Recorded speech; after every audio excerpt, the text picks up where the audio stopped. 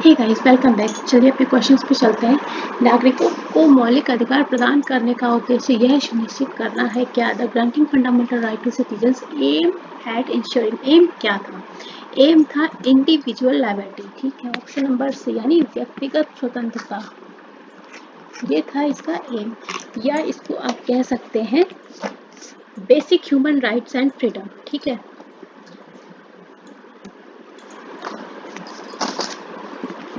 या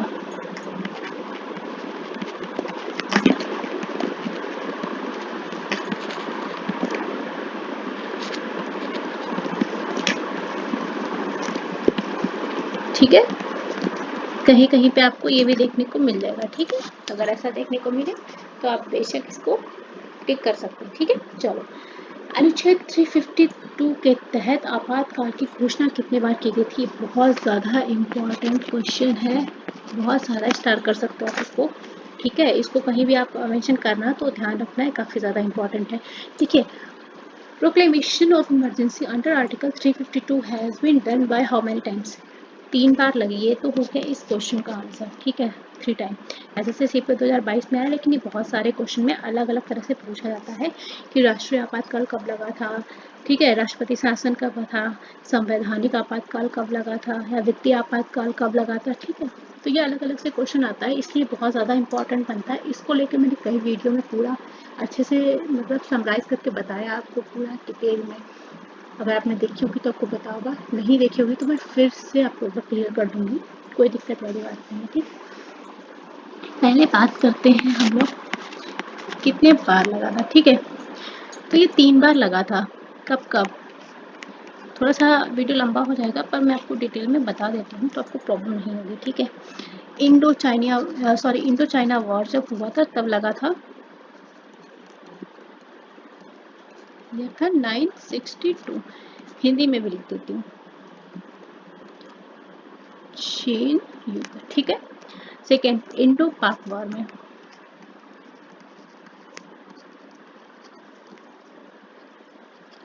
कब? 1971, राइट।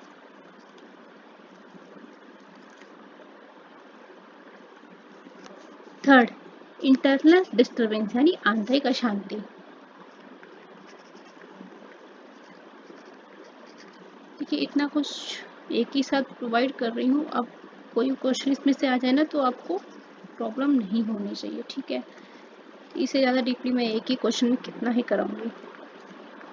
ठीक है, 1977 या इसको बोलते हैं आंतरिक अशांति। ठीक है,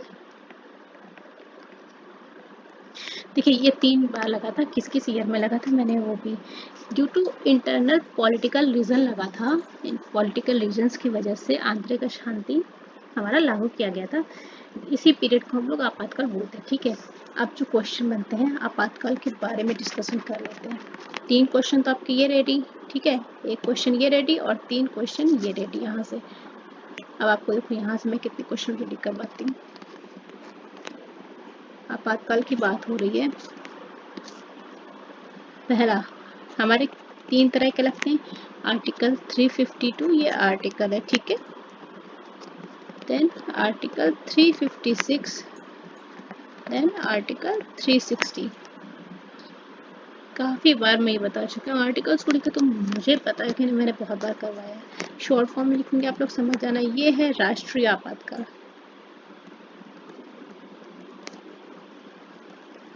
ठीक है, यानी नेशनल इमरजेंसी। ठीक है, फिर इसकी बात करते हैं आर्टिकल 356, इसको बोलते हैं राष्ट्रपति शासन।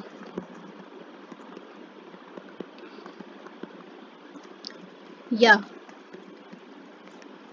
संवैधानिक आपातकाल।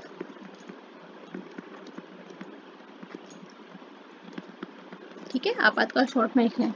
आर्टिकल 360 ये है हमारा वित्तीय आपातकाल यानी फाइनेंशियल इमरजेंसी। ठीक है, ठीक है, हो जाएंगे ना। इंग्लिश वालों देखो, राष्ट्रीय आपातकाल को नेशनल इमरजेंसी हो गया।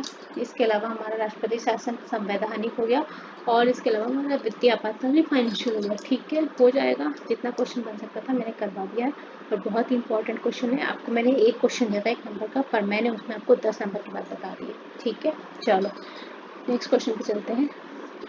लोकसभा सदस्य के लिए न्यूनतम आयु सीमा क्या है? What is the minimum age limit for Lok Sabha member? Question हमारे एसएससी जीडी में आया है। देखो इसमें क्वेश्चंस काफ़ी बन जाते हैं, जैसे उन्होंने राज्यसभा सदस्य की आयु पूछ ली, राष्ट्रपति की आयु पूछ ली, प्रधानमंत्री की आयु पूछ ली, मतदान करने की आयु पूछ ली। ठीक है, तो मैं सारा ही आपको बता देती हूँ, थोड़ा सा टाइम लगेगा। एनटीपीसी में आया है एसएससी जीडी, और कई बार आता है, हर बार उतना सारा मेंशन नहीं कर पाती हूँ टू लैक ऑफ प्लेस। ठीक है, चलो। लोकसभा सदस्य की न्यूनतम आयु पूछा तो कितनी होती है? 25 ईयर, ऑप्शन नंबर बी। ठीक है, और जो क्वेश्चंस बनते हैं की बात कर लेते हैं। देखो लोकसभा सदस्य के लिए हमारा क्राइटेरिया क्या होना चाहिए? भारत का नागरिक होना चाहिए। ठीक है, दूसरा 25 वर्ष तक की आयु का होना चाहिए, उससे कम ही होनी चाहिए, और सरकार के अधीन किसी लाभ का पद धारण न किया हो। ठीक है, चलो।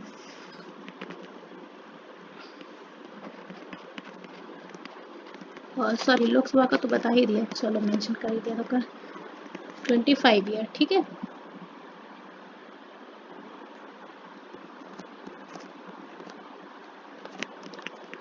नेक्स्ट, राज्यसभा सदस्य के लिए कितनी होनी चाहिए? 30 ईयर। राइट, नेक्स्ट, प्रधानमंत्री जिसको बोलते हैं प्राइम मिनिस्टर, शॉर्ट फॉर्म में लिख दे रही हूँ ताकि आपको प्रॉब्लम नहीं हो, इंग्लिश वाले बच्चे। ठीक है, प्रधानमंत्री के लिए कितनी होनी चाहिए? 25 ईयर। नेक्स्ट, राष्ट्रपति की बात करें,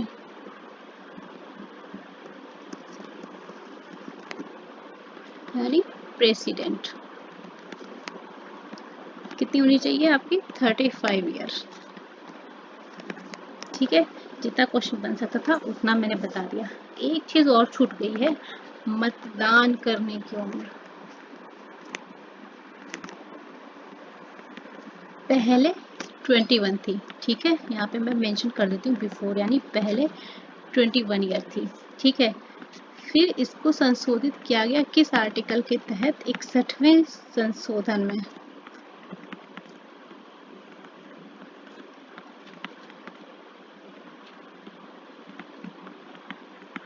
ठीक है, 61वां संशोधन अधिनियम आया जिसमें इसको संशोधित कर कितना कर दिया गया? 18 ईयर। ठीक है, ये भी इम्पोर्टेंट क्वेश्चन बन जाता है कि पहले जो हमारी एज थी उसको किस संशोधन नियम के अंतर्गत उसको कम किया गया था। ठीक है, तो मैंने आपको ये बता दिया। ठीक है, चलो नेक्स्ट क्वेश्चन पे चलते हैं।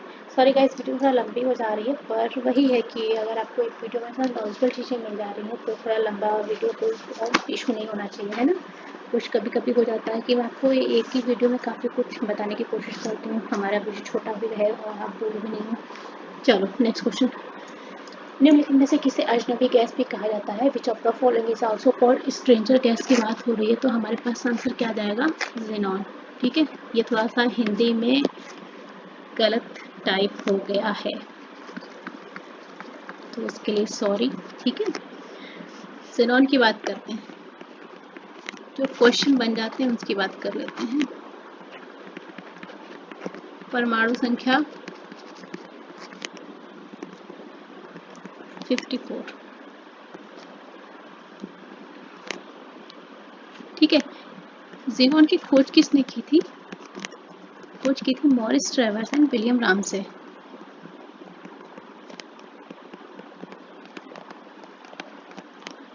प्लस, ठीक है, समझ जाएंगे।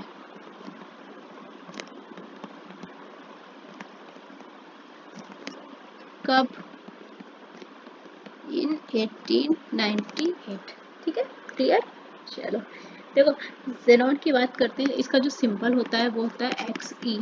ठीक है, इसके बारे में और खूबियां बताते हैं, ये इसमें कोई कलर नहीं होता है, कोई स्मेल नहीं होती है, नो कलर नो स्मेल।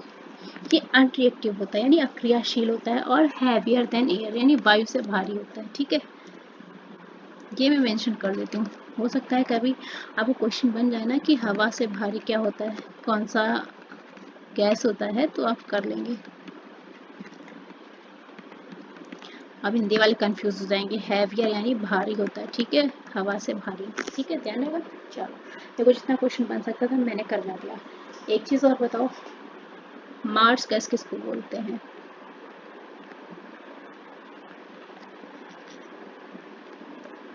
तो इसका आंसर आप मुझे बताएंगे कमेंट में।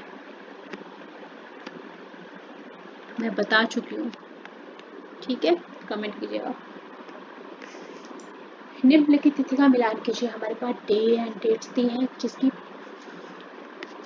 डे डेट्स वीडियो करा दी है, डिस्क्रिप्शन में अवेलेबल है प्लेलिस्ट, ठीक है, इंटरेस्टेड हो तो पढ़ सकते हैं, ठीक है, सारे महीनों के करा दिए, आपको डिस्क्रिप्शन में लिंक मिल जाएगा। चलो निम्नलिखित तिथि का मिलान की, चलो करते हैं। क्या बोल रहा है? 25 जनवरी यानी 25 जनवरी को क्या होता है? मतदाता दिवस यानी राष्ट्रीय मतदाता दिवस, या इसको बोल सकते हैं नेशनल वोटर्स डे, ठीक है, पहला तो हो गया। 18 अप्रैल को हम लोग विश्व विरासत दिवस के नाम से जानते हैं, यानी वर्ल्ड हेरिटेज डे, ठीक है, हिंदी इंग्लिश दोनों में करा रही हूँ, कंफ्यूज नहीं होना। 29 अगस्त को सबको पता है क्या होता है? हमारा राष्ट्रीय खेल दिवस यानी नेशनल स्पोर्ट डे। और 23 दिसंबर को होता है हमारा किसान दिवस, ठीक है, किसान डे या फार्मर्स डे, ठीक है, या आपको कुछ जगह पे इंग्लिश में ये भी देखने को मिल सकता है फार्मर्स डे, ठीक है, एक ही बात है। हो जाएगा, 4 डे एंड डेट तैयार हो गए। आपको और देखना है तो प्लीज़ प्लेलिस्ट में जाके चेक कर लीजिए, मैंने सारे डे डेट्स करवा दिए हैं बहुत ही कम शॉर्ट ड्यूरेशन में, तो आपकी चॉइस से देखना है नहीं देखना है। So guys thank you so much, फिर मिलते हैं नेक्स्ट वीडियो में। वीडियो थोड़ा सा लंबा हो गया, उसके लिए I am so sorry, but आपको काफ़ी इंपॉर्टेंट चीज़ें मैंने बता दी हैं, उनके लिए आपको ये तो भटकना नहीं पड़ेगा। So thank you so much. अगर आपको वीडियो पसंद आ रही है तो प्लीज़ शेयर करें एंड सब्सक्राइब करें। Thank you.